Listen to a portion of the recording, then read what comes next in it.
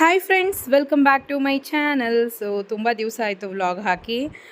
ವಯನಾಡಿಗೆ trip ಹೋಗ್ತಾ ಇದ್ದೀವಿ. ಹಾಗಾಗಿ ನನ್ನಿಂದ ಯಾವುದೇ ರೀತಿ ವ್ಲಾಗ್ಸನ್ನು ಕಂಟಿನ್ಯೂಸ್ ಆಗಿ ಹಾಕೋಕ್ಕಾಗಲಿಲ್ಲ.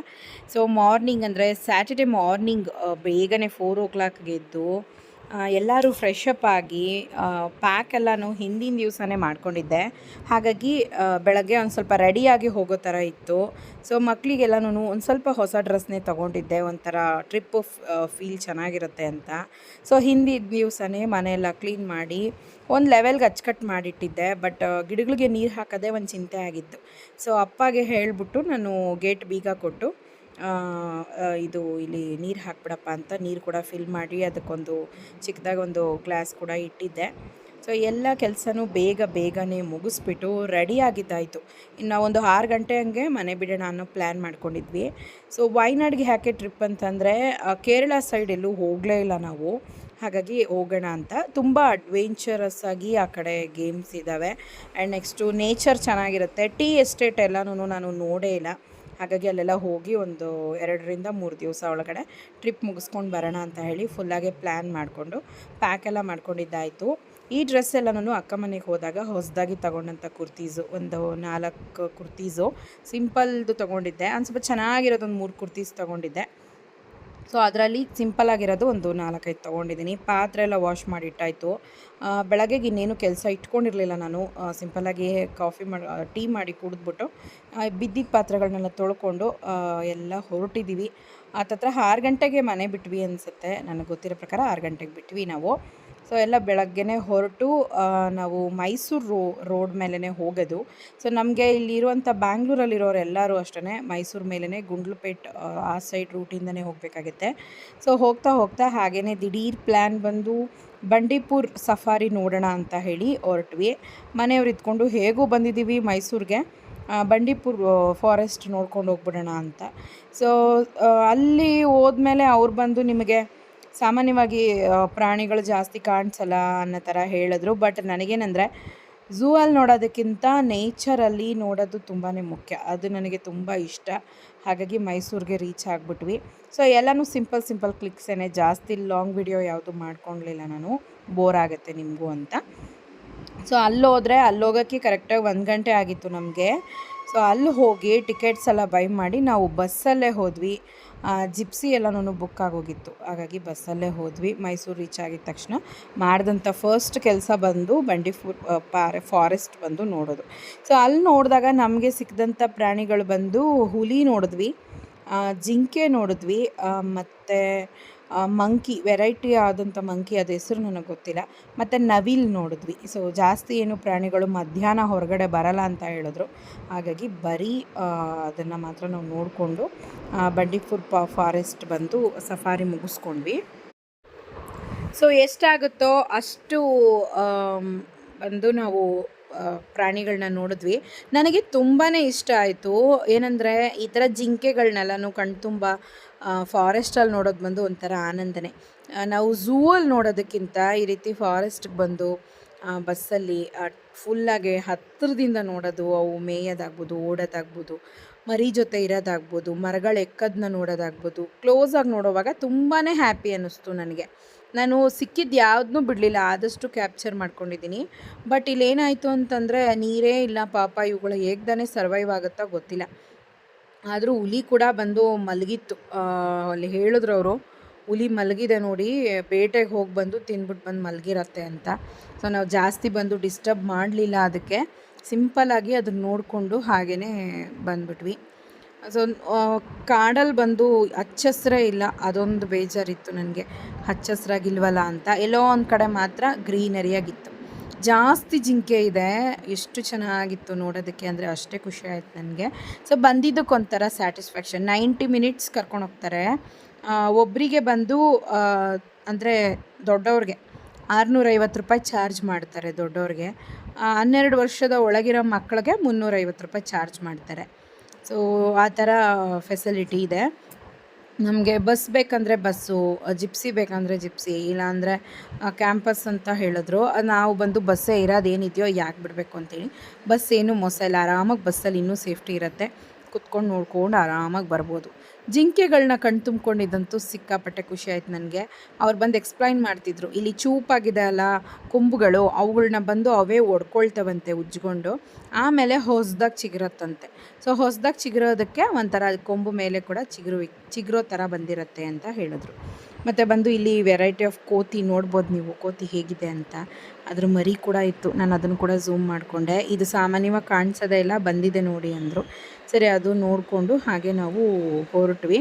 ಇನ್ನೊಂದು ಹೇಳಬೇಕು ಅಂದರೆ ಪ್ಲಸ್ ಪಾಯಿಂಟ್, ನಮಗೆ ವಯನಾಡ್ಗೆ ಹೋಗೋ ರೂಟಲ್ಲಿ ಕೂಡ ತುಂಬ ಅನಿಮಲ್ಸ್ನ ನೋಡಿದ್ವಿ. ಆನೆ ನೋಡಿದ್ವಿ, ಮತ್ತು ಕೋತಿ ಮತ್ತು ಜಿಂಕೆ ನೋಡಿದ್ವಿ. ಇದರೊಳಗಡೆ ನಾವು ಏನು ದುಡ್ಡು ಕೊಟ್ಟು ನೋಡಿದ್ವೋ ಅದನ್ನು ನಾವು ವಯನಾಡ್ ಫಾರೆಸ್ಟಲ್ಲಿ ಏರಿಯಾದಲ್ಲಿ ಹೋಗೋವಾಗಲೇ ಆ ರೂಟಲ್ಲಿ ಕೂಡ ನಾವು ನೋಡಿದ್ವಿ. ಬಟ್ ಹುಲಿ ಒಂದೇ ಮಿಸ್ಸು. ಬಟ್ ಅಲ್ಲಿ ಆನೆ ಪ್ಲಸ್ ಪಾಯಿಂಟ್, ಆನೆ ಕೂಡ ನೋಡಿಕೊಂಡು ಕ್ಲಿಪ್ಸ್ ಎಲ್ಲ ತಗೊಂಡ್ವಿ ನಾವು. ಸೊ ತುಂಬ ಚೆನ್ನಾಗಿತ್ತು ವಯನಾಡ್ ಟ್ರಿಪ್ ಬಂದು. ನೈಟ್ ಹೋಗಿ ನಾವು ರೀಚ್ ಆಗಿದ್ದು, ಹತ್ತತ್ರ ನಾವು ಹೋಗಿ ರೀಚ್ ಆಗೋಕ್ಕೆ 9 ಗಂಟೆ ಆಗಿತ್ತು. ರೂಮೆಲ್ಲ ಮಾಡಿಕೊಂಡು ಊಟ ಎಲ್ಲ ಮಾಡೋ ಅಷ್ಟೊತ್ತಿಗೆ ನೈಟ್ 10 ಗಂಟೆ ಆಗೋಯಿತು. ಇಲ್ಲ ನಾವು ಬಂಡೀಪುರ್ಗೆ ಹೋಗಿಲ್ಲ ಅಂದಿದ್ರೆ ಬೇಗನೆ ವಯನಾಡ್ ಹೋಗಿ ಸೇರ್ತಾಯಿದ್ವಿ. ಟೋಟಲಾಗಿ ಬ್ಯಾಂಗ್ಳೂರಿಂದ ಹತ್ತತ್ರ 284 ಕಿಲೋಮೀಟ್ರ್ ಇದೆ ವಯನಾಡು. ಸೊ ನಮಗೆ ಸುಮಾರು ಒಂದು 6 ಅವರ್ ಜರ್ನಿ ಆಯಿತು. ಇದು ಬಂಡೀಪುರದ್ದು ಬಂದು ಎಕ್ಸ್ಟ್ರಾ ನಮಗೆ ಜರ್ನಿ ಆಯಿತು.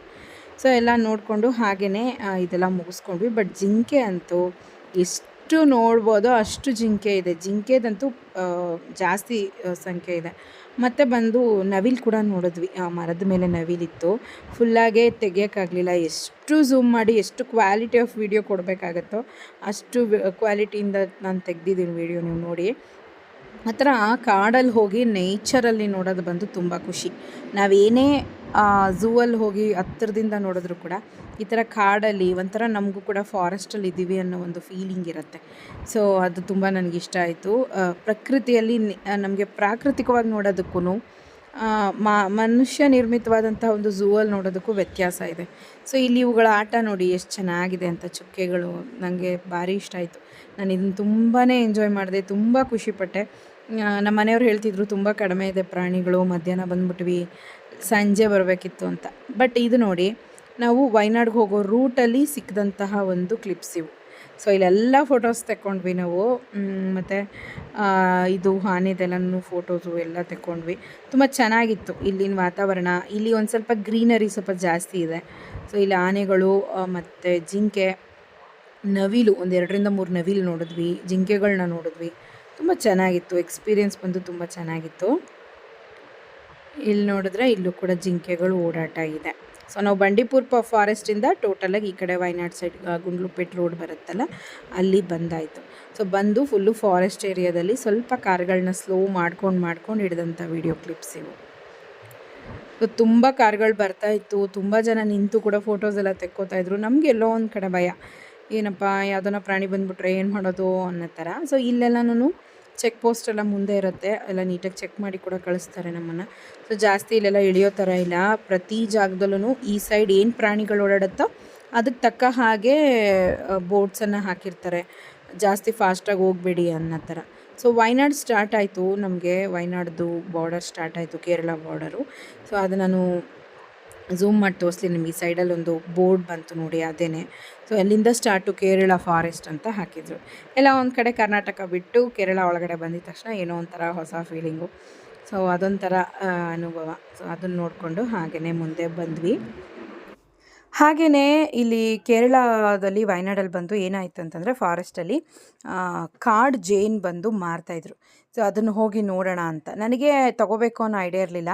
ನಮ್ಮ ಮನೆಯವ್ರು ಬಂದು ಎಲ್ಲಿ ಬಂದರೂ ಏನಾದರೂ ಸ್ಪೆಷಲ್ ಇತ್ತು ಅಂತಂದರೆ ತಗೋ, ಆ ಥರ ಎಲ್ಲ ಬಿಟ್ಬಿಟ್ಟು ಹೋಗಬಾರ್ದು ಅನ್ನೋ ಥರ ಹೇಳಿದ್ರು. ಸೊ ಅದಕ್ಕೇ ಅರ್ತ್ ಬಿ ಹನಿ ಬಂದು ಅರ್ಧ kg ಆ್ಯಂಡ್ ನೆಕ್ಸ್ಟು ಇನ್ನೊಂದು ಹನಿ ಬಂದು ಅದೊಂದು ಅರ್ಧ kg ಟೋಟಲಾಗಿ ತೊಗೊಂಡ್ವಿ. 2 ಥರದ್ದು ಜೇನು, ಕಾಡು ಜೇನು ಒಂದು, ಸಣ್ಣ ಜೇನು ಒಂದೊಂದು, ದೊಡ್ಡ ಜೇನು ಒಂದು, ಸಣ್ಣ ಜೇನು ಒಂದು, ಅದೆರಡರದ್ದು ಹನಿ ಕೂಡ ತೊಗೊಂಡು ನಾವು ಹೊರಟ್ವಿ. ಸೊ 2ರಿಂದ 800 ಚಿಲ್ಲರೆ ಆಯಿತು. ಸೊ ದೊಡ್ಡ ಹನಿದು ಗೈಂಟ್ ಬಿ ಹನಿದು ಜೇನು ಕೂಡ ಇನ್ನೂ ಟೇಸ್ಟ್ ಮಾಡಿಲ್ಲ, ನೋಡಬೇಕು. ಹಾಗೆಯೇ ಇಲ್ಲಿ ಒಂಚೂರು ನೀರು ಹರಿತಿತ್ತು. ಹಾಗೆಯೇ ಅದ್ರ ಪಕ್ಕದಲ್ಲಿ ಒಂದು ಟೀ ಅಂಗಡಿ ಇತ್ತು, ಚೆಕ್ ಪೋಸ್ಟ್ ಎಲ್ಲ ದಾಟಿ ಬಂದಮೇಲೆ. ಸೊ ಅಲ್ಲಿ ಹೋಗಿ ನಾವು ಟೀನ ಆರ್ಡ್ರ್ ಮಾಡಿ ಟೀ ಮತ್ತು ಒಂದು ಸ್ವಲ್ಪ ಬಿಸ್ಕೆಟ್ ಹತ್ರ ತಿಂದ್ಕೊಂಡು ಒಂದು ಸ್ವಲ್ಪ ಟೈಮ್ ಸ್ಪೆಂಡ್ ಮಾಡಿದ್ವಿ. ಯಾಕಂದರೆ ಇಲ್ಲಿ ಬಂದಿದ್ದ ತಕ್ಷಣ ಅಟ್ಲೀಸ್ಟ್ ಒಂದು ಏನಾದರೂ ತಿಂದರೆ ತಾನೇ ಖುಷಿ ಆಗೋದು. ಅಲ್ಲಿಂದ ಜರ್ನಿ ಮಾಡಿ ನಮಗೂ ಸಾಕಾಗಿತ್ತು.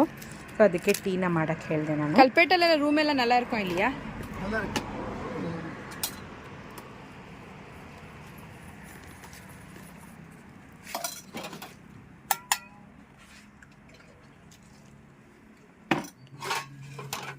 3 டேஸ்க்கு எல்லாமே கவர் பண்ணிக்கலாமா? for 3 days ಬಂದು.